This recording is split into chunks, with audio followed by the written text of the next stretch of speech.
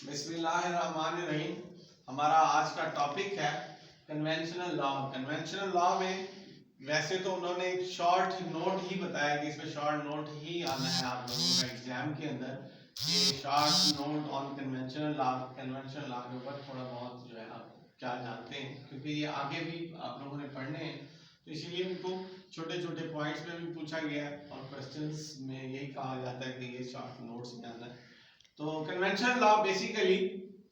एक ऐसा लॉ है, या क्लासिफिकेशन ऑफ लॉ के अंदर भी हमने इसको डिस्कस किया है कि एक ऐसी क्लासिफिकेशन है कानून की जिसमें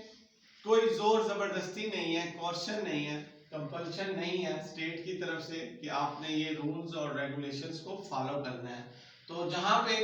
आप किसी के साथ कोई एग्रीमेंट करते हैं तो इसमें एक एग्रीमेंट होता है बिटवीन टू पार्टी, तो कोई जोर जबरदस्ती नहीं होती कि हाँ जी हम ये एग्रीमेंट के ऊपर साइन करें या ना करें। तो आपकी मर्जी के मुताबिक जब आप इसके ऊपर एग्रीमेंट करते हैं तो इसी एग्रीमेंट के बाद इसी एग्रीमेंट ने ही इसके अंदर एक फोर्स पैदा करते हैं कि आपने जब साइन कर दिए तो उसके बाद इनके रूल्स और रेगुलेशंस को फॉलो करना फिर आपकी जरूरत बन जाती है, मजबूरी बन जाती है आपको। अदरवाइज जो है उसमें सैंक्शन का खतरा होता है कि किसी किस्म के आपके खिलाफ जो है कोई कार्रवाई ना हो, उसके अंदर मेंशन ना की गई हो। तो इसीलिए इसको कन्वेंशनल लॉ कहा गया कि इसमें पहले आप लोगों की राय ली जाती है, एग्री करवाया जाता है कंडक्ट के अंदर। तो ये बेसिकली कन्वेंशनल लॉ है। तो इसकी डेफिनेशन है ए रूल और system of rules agreed on by the persons for the regulation of their conduct towards one and other. तो जब आप अपने जो कंडक्ट्स हैं उसी एग्रीमेंट के अंदर लिखते हैं कि हमने जी इनको फॉलो करना है, हम इनको एग्री करते हैं, तो उसके बाद जो लॉ वजूद में आता है वो कन्वेंशनल लॉ वजूद में आता है। तो इसमें एग्जाम्पल है, एग्जाम्पल में उन्होंने बताया कि आपके जो क्रिकेट लॉज हैं वो आप किसी जगह पे भी आप जाएंगे तो अपने क्रिकेट लॉज को सबसे पहले डिसाइड करते हैं, तो वो एक किस्म के कन्वेंशनल बन जाते हैं कि दोनों एग्री करते हैं, उसके बाद जो है वो स्पोर्ट्स में जो है आप चलना शुरू करते हैं। और इसमें जो दूसरी एग्जांपल है, मोस्ट इंपॉर्टेंट एग्जांपल कहा गया, वो है आपके इंटरनेशनल लॉज। इंटरनेशनल लॉज ऐसे हैं, तो इसकी जो दूसरी डेफिनेशन उन्होंने बताई है वो उसको मोस्ट इंपॉर्टेंट कहा कि conventional law basically international law की एक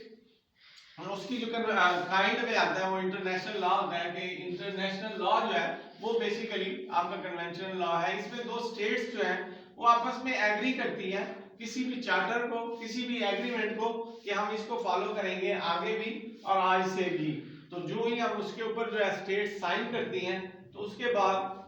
वो एग्रीमेंट जो है वो फर्दर जो है एक किस्म का कन्वेंशनल लॉ बन जाता है बिटवीन टू स्टेट्स और दोनों स्टेट्स को उसको फॉलो करना पड़ता है। तो इसमें उन्होंने कन्वेंशनल लॉ को दो तरीकों से जो है प्लेस किया है कि एक है जिसमें स्टेट जो है रिकॉग्नाइज नहीं करती है, कुछ एग्रीमेंट्स ऐसे हैं जिनमें कुछ कंपनियां अपनी तहत जो है खुद ही जाके इंटरनेशनली जो है लोगों के साथ एग्रीमेंट करती हैं और कुछ में जो है वो स्टेट जो है उनको रिकॉग्नाइज करती है। तो जहां पे स्टेट रिकॉग्नाइज नहीं करती उसकी एग्जांपल में उन्होंने इंटरनेशनल क्रिकेट का जो है आईसीसी का उन्होंने एग्जांपल दिया है कि इंटरनेशनल जो क्रिकेट है काउंसिल है, क्रिकेट काउंसिल है, उसमें जो है हमारे बोर्ड्स जाके जो है उनके एग्रीमेंट्स को साइन करते हैं, उन्होंने ही उसको जो है आगे चलाना होता है। तो इसमें स्टेट जो है इतनी इंटरफेरेंस नहीं होती, स्टेट इसको रिकॉग्नाइज नहीं करती और ना ही इसको इन्फोर्स करवाती है। इसमें जो दूसरी किस्म है, दूसरी जगह पे जो जहाँ पे कन्वेंशनल लॉ को प्लेस किया गया वो इंटरनेशनल लॉज है जहाँ पे स्टेट खुद जाती है, वहां पे स्टेट्स के नुमाइंदे जाते हैं, वहां पे जो है वो एग्री करके आते हैं, उसके बाद उन्होंने आगे अपनी स्टेट के ऊपर उसको इन्फोर्स करवाना होता है, नाफिज करवाना होता है। और स्टेट खुद कहती है कि हमने ये एग्रीमेंट जो है इंटरनेशनली इस मुल्क के साथ किया है और आज से जो है आप लोगों को भी जो है ये रूल्स एंड रेगुलेशंस को फॉलो करना है। तो ये दूसरी उसकी प्लेसमेंट है जहाँ पे कन्वेंशनल लॉ को प्लेस किया जाता है कि उसमें स्टेट रिकॉग्नाइज करती है। तो ये इसकी दो प्लेसेस थी,